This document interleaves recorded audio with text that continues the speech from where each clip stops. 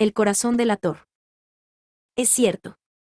Siempre he sido nervioso, muy nervioso, terriblemente nervioso. ¿Pero por qué afirman ustedes que estoy loco? La enfermedad había agudizado mis sentidos, en vez de destruirlos o embotarlos. Y mi oído era el más agudo de todos. Oía todo lo que puede oírse en la tierra y en el cielo. Muchas cosas oí en el infierno. ¿Cómo puedo estar loco, entonces? Escuchen. Y observen con cuánta cordura, con cuánta tranquilidad les cuento mi historia. Me es imposible decir cómo aquella idea me entró en la cabeza por primera vez, pero, una vez concebida, me acosó noche y día. Yo no perseguía ningún propósito. Ni tampoco estaba colérico. Quería mucho al viejo. Jamás me había hecho nada malo. Jamás me insultó. Su dinero no me interesaba. Me parece que fue su ojo. Sí, eso fue. Tenía un ojo semejante al de un buitre. Un ojo celeste, y velado por una tela. Cada vez que lo clavaba en mí se me helaba la sangre. Y así, poco a poco, muy gradualmente, me fui decidiendo a matar al viejo y librarme de aquel ojo para siempre. Presten atención ahora. Ustedes me toman por loco. Pero los locos no saben nada. En cambio, si hubieran podido verme, si hubieran podido ver con qué habilidad procedí, con qué cuidado, con qué previsión, con qué disimulo me puse a la obra. Jamás fui más amable con el viejo que la semana antes de matarlo. Todas las noches, hacia las 12, hacía yo girar el picaporte de su puerta y la abría. Oh, tan suavemente. Y entonces, cuando la abertura era lo bastante grande para pasar la cabeza, levantaba una linterna sorda, cerrada, completamente cerrada, de manera que no se viera ninguna luz y tras ella pasaba la cabeza. Oh, ustedes se hubieran reído al ver cuán astutamente pasaba la cabeza. La movía lentamente. Muy, muy lentamente, a fin de no perturbar el sueño del viejo. Me llevaba una hora entera introducir completamente la cabeza por la abertura de la puerta, hasta verlo tendido en su cama. ¿Eh? ¿Es que un loco hubiera sido tan prudente como yo? Y entonces, cuando tenía la cabeza completamente dentro del cuarto, abría la linterna cautelosamente. Oh, tan cautelosamente. Sí, cautelosamente iba abriendo la linterna, pues crujían las bisagras, la iba abriendo lo suficiente para que un solo rayo de luz cayera sobre el ojo de buitre. Y esto lo hice durante 7 largas noches. Cada noche, a las 12. Pero siempre encontré el ojo cerrado, y por eso me era imposible cumplir mi obra, porque no era el viejo quien me irritaba, sino el mal de ojo. Y por la mañana, apenas iniciado el día, entraba sin miedo en su habitación y le hablaba resueltamente, llamándole por su nombre con voz cordial y preguntándole cómo había pasado la noche. Ya ven ustedes que tendría que haber sido un viejo muy astuto para sospechar que todas las noches, justamente a las 12, iba yo a mirarle mientras dormía. Al llegar la 8ª noche, procedí con mayor cautela que de costumbre al abrir la puerta. El minutero de un reloj se mueve con más rapidez de lo que se movía mi mano. Jamás, antes de aquella noche, había sentido el alcance de mis facultades, de mi sagacidad. Apenas lograba contener mi impresión de triunfo. Pensar que estaba ahí, abriendo poco a poco la puerta, y que él ni siquiera soñaba con mis secretas intenciones o pensamientos. Me reí entre dientes ante esta idea, y quizá me oyó, porque le sentí moverse repentinamente en la cama, como si se sobresaltara. Ustedes pensarán que me eché hacia atrás. Pero no. Su cuarto estaba tan negro como la pez, ya que el viejo cerraba completamente las persianas por miedo a los ladrones. Yo sabía que le era imposible distinguir la abertura de la puerta, y seguí empujando suavemente, suavemente. Había ya pasado la cabeza y me disponía a abrir la linterna, cuando mi pulgar resbaló en el cierre metálico y el viejo se enderezó en el lecho, gritando: ¿Quién está ahí? Permanecí inmóvil, sin decir palabra. Durante una hora entera no moví un solo músculo, y en todo ese tiempo no oí que volviera a tenderse en la cama. Seguía sentado, escuchando. Tal como yo lo había hecho, noche tras noche, mientras escuchaba en la pared los taladros cuyo sonido anuncia la muerte. Oí de pronto un leve quejido, y supe que era el quejido que nace del terror. No expresaba dolor o pena. Oh, no. Era el ahogado sonido que brota del fondo del alma cuando el espanto la sobrecoge. Bien conocía yo ese sonido.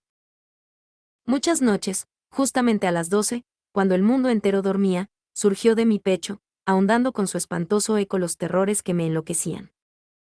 Repito que lo conocía bien. Comprendí lo que estaba sintiendo el viejo y le tuve lástima, aunque me reía en el fondo de mi corazón. Comprendí que había estado despierto desde el primer leve ruido, cuando se movió en la cama. Había tratado de decirse que aquel ruido no era nada, pero sin conseguirlo. Pensaba, no es más que el viento en la chimenea. O un grillo que chirrió una sola vez. Sí, había tratado de darse ánimo con esas suposiciones, pero todo era en vano. Todo era en vano, porque la muerte se había aproximado a él, deslizándose furtiva y envolvía a su víctima. Y la fúnebre influencia de aquella sombra imperceptible era la que le movía a sentir, aunque no podía verla ni oírla, a sentir la presencia de mi cabeza dentro de la habitación. Después de haber esperado largo tiempo, con toda paciencia, sin oír que volviera a acostarse, resolví abrir una pequeñísima ranura en la linterna. Así lo hice, no pueden imaginarse ustedes con qué cuidado, con qué inmenso cuidado, hasta que un fino rayo de luz, semejante al hilo de la araña, brotó de la ranura y cayó de lleno sobre el ojo de buitre. Estaba abierto de par en par. Y yo empecé a enfurecerme mientras le miraba. Le vi con toda claridad, de un azul apagado y con aquella horrible tela que me helaba hasta el tuétano. Pero no podía ver nada de la cara o del cuerpo del viejo, pues, como movido por un instinto, había orientado el haz de luz exactamente hacia el punto maldito. ¿No les he dicho ya que lo que toman erradamente por locura es solo una excesiva agudeza de los sentidos? En aquel momento llegó a mis oídos un resonar apagado y presuroso, como el que podría hacer un reloj envuelto en algodón. Aquel sonido también me era familiar. Era el latir del corazón del viejo. Aumentó aún más mi furia, tal como el redoblar de un tambor estimula el coraje de un soldado. Pero, incluso entonces, me contuve y seguí callado. Apenas si respiraba. Sostenía la linterna de modo que no se moviera, tratando de mantener con toda la firmeza posible el haz de luz sobre el ojo. Entretanto, el infernal latir del corazón iba en aumento. Se hacía cada vez más rápido, cada vez más fuerte, momento a momento. El espanto del viejo tenía que ser terrible. Cada vez más fuerte, más fuerte. ¿Me siguen ustedes con atención? Les he dicho que soy nervioso. Sí, lo soy. Y ahora, a medianoche, en el terrible silencio de aquella antigua casa, un resonar tan extraño como aquel me llenó de un horror incontrolable. Sin embargo, me contuve todavía algunos minutos y permanecí inmóvil. Pero el latido crecía cada vez más fuerte, más fuerte. Me pareció que aquel corazón iba a estallar. Y una nueva ansiedad se apoderó de mí. Algún vecino podía escuchar aquel sonido. La hora del viejo había sonado. Lanzando un alarido, abrí del todo la linterna y me precipité en la habitación. El viejo clamó una vez.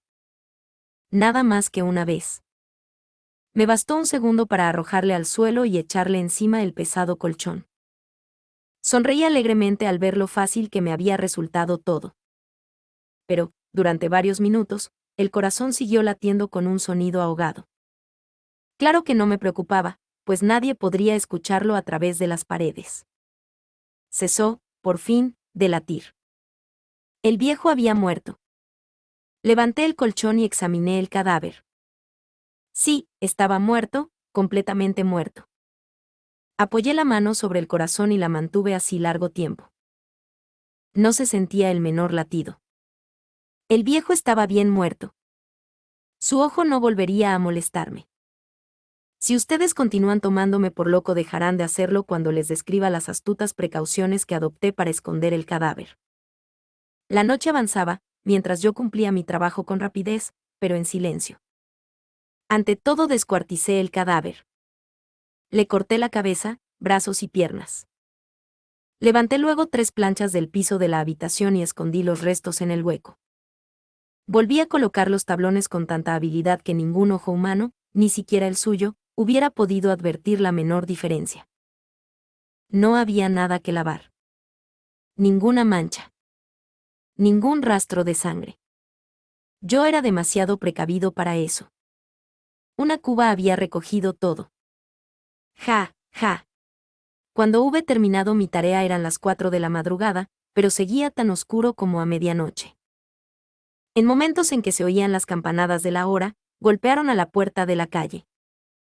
Acudí a abrir con toda tranquilidad, pues, ¿qué podía temer ahora? Hallé a 3 caballeros, que se presentaron muy civilmente como oficiales de policía. Durante la noche, un vecino había escuchado un alarido, por lo cual se sospechaba la posibilidad de algún atentado.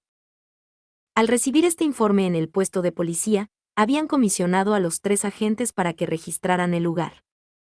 Sonreí, pues. ¿Qué tenía que temer? Di la bienvenida a los oficiales y les expliqué que yo había lanzado aquel grito durante una pesadilla. Les hice saber que el viejo se había ausentado a la campaña. Llevé a los visitantes a recorrer la casa y los invité a que revisaran bien. Finalmente, acabé conduciéndolos a la habitación del muerto. Les mostré sus caudales intactos y cómo cada cosa se hallaba en su lugar. En el entusiasmo de mis confidencias traje sillas a la habitación y pedí a los 3 caballeros que descansaran allí de su fatiga, mientras yo mismo, con la audacia de mi perfecto triunfo, colocaba mi silla en el exacto punto bajo el cual reposaba el cadáver de mi víctima. Los oficiales se sentían satisfechos. Mis modales los habían convencido. Por mi parte, me hallaba perfectamente cómodo. Sentáronse y hablaron de cosas comunes, mientras yo les contestaba con animación. Mas, al cabo de un rato, empecé a notar que me ponía pálido y deseé que se marcharan.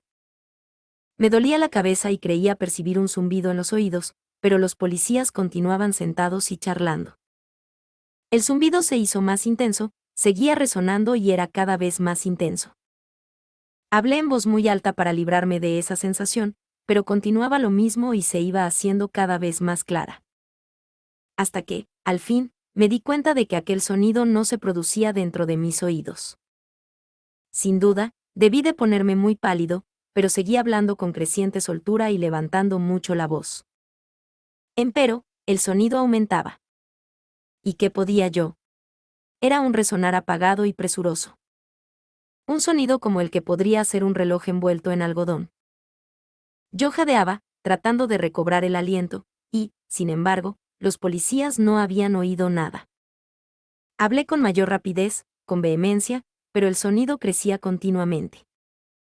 Me puse en pie y discutí sobre insignificancias en voz muy alta y con violentas gesticulaciones, pero el sonido crecía continuamente. ¿Por qué no se iban?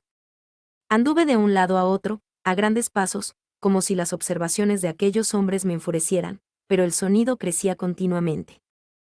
¡Oh, Dios! ¿Qué podía hacer yo? Lancé espumarajos de rabia.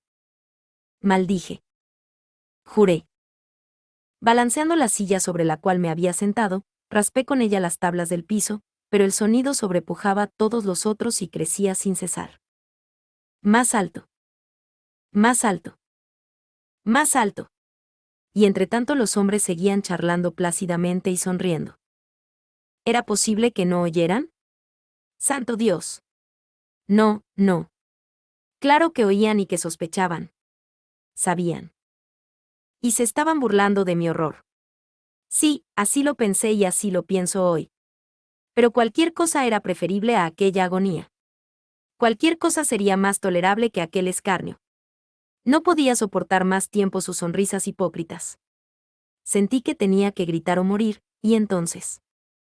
Otra vez. Escuchen. Más fuerte. Más fuerte.